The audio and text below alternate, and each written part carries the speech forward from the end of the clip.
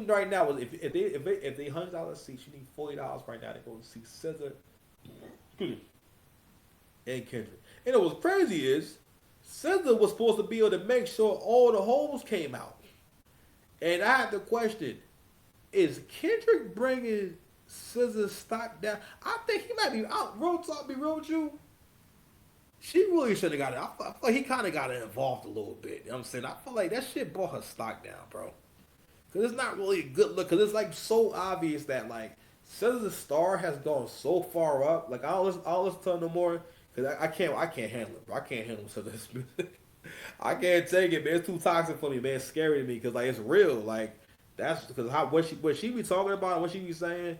That's how women think now. Like this like they have this romantic like relationship with like the worst parts of themselves, and they make songs about that really help you to keep romancing it. It took me like while I learned what BPD was, I was like, oh shit, SZA is singing about having BPD. This she's describing borderline personality disorder.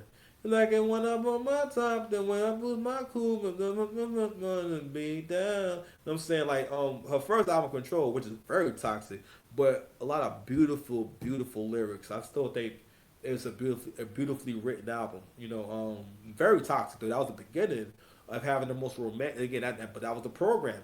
Because that song, even though she may say it wasn't her intention, but that song was a lot about being the kind of girl that cannot get into a relationship and stay in one because again, that music is about embracing what isn't right and doing the wrong thing and basically wasting time and doing or engaging in the behavior that will help you to waste the best years of your life. All right. Which again, I mean, music is music. I don't know, but yeah, man, I got a question. Yo, is he bringing her stock down? I think he is. You mean to tell me that tickets to see SZA is 60% off? Nasty work, King. All right, man. We're gonna do one more video, and then we're gonna get up out of here, man. I can't. I just can't. My heart is broken. Okay. What is this? It's my heart, and it's broken.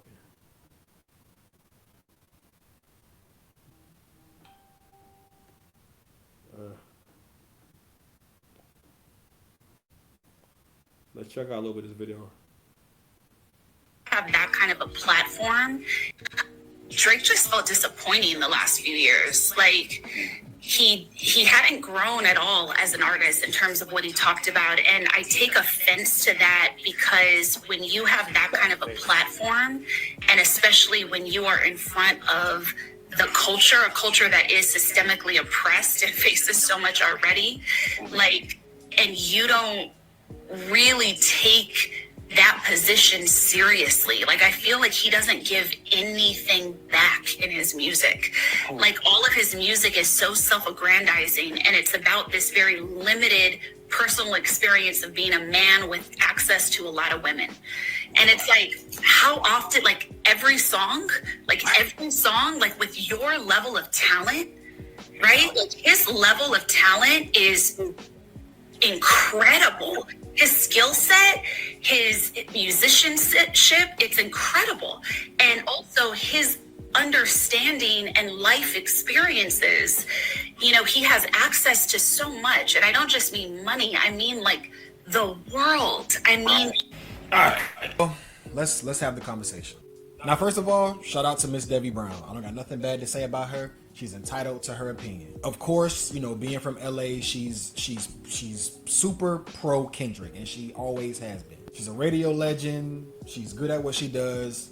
All of that. Cool. Now, let's get to this portion of what she said. First of all, I do find it kind of funny how we say the man that is at the top and don't got it. If Drake wanted to, he has done enough musically to where he don't gotta make another song. But he continues to feed the fans. He continues to feed the people that enjoy hearing him. Meanwhile, and with all due respect to K-Dot, I don't understand how you can say Drake is giving back to hip hop less than a guy that gives you an album every 3 to 4 years. That's first. But secondly, I hear this conversation a lot from people, you know, when they say, you know, Drake doesn't tackle the important issues. So let me tap on that real quick. It's real quick. And this is a point that Angry Man has made a lot on this channel. First and foremost, y'all don't like rappers who talk about stuff like that. Stop it. Even the women talking, you don't like them kind of niggas. Talking about social issues have never made rappers great. That's a lie. It's a lie. And y'all don't look for that kind of music. You never have. Especially the girls. The girls are the reason why rap sounds the way it does now. Because again, originally, hip hop was catered towards the street dude and men in general, and and everyone else followed along, and hip hop was better that way. But eventually, with younger artists who were able to bypass the system and the gatekeeping process, like say a Soulja Boy tell them.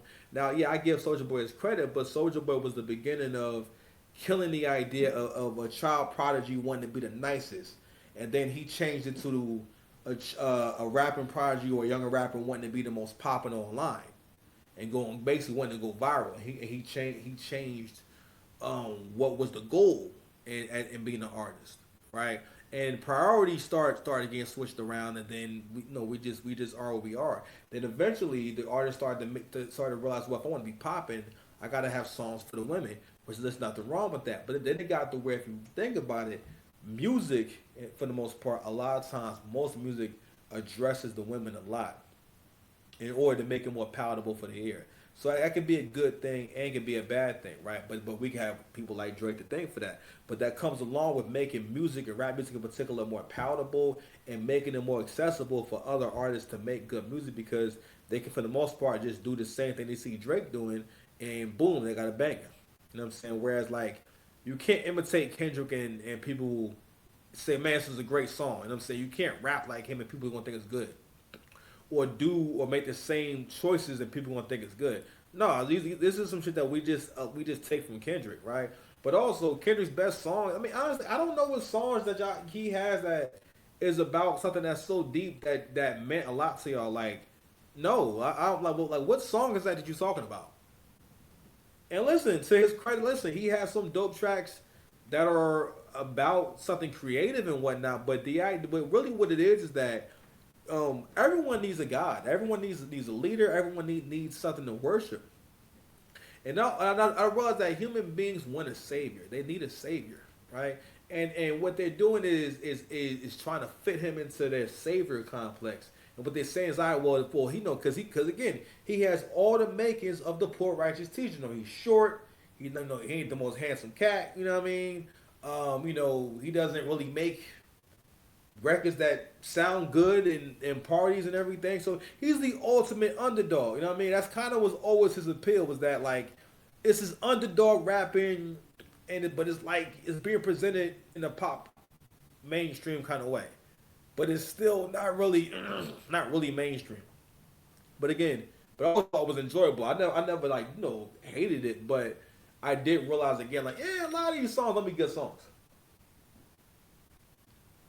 Like Mr. Morale, I was like, yo, this is nasty work for a last album. Is this gonna be last, John? Like, you after this you done. And also, how you gonna say you're retired, come back and just don't say shit? You gonna just pay attention to stuff like that. If you're around a group of people and just say you and someone does similar things or do a similar thing, and they treat them if they treat you differently than how they treat someone else for doing the same thing, that's not by mistake. That's on purpose. You understand? But this stupid argument about Drake, basically he should be talking about different things now. If that's where his life is at, that's where his life is at. What it really is that people feel as though men are mature for putting themselves in a position where a bunch of people can benefit from them, and that men should give endlessly. Who are you to decide how he should be living his life? And not only that, they're so disingenuous to be suggesting that this man needs to be married, considering where dating is at right now. Like, Drake is just a target, right?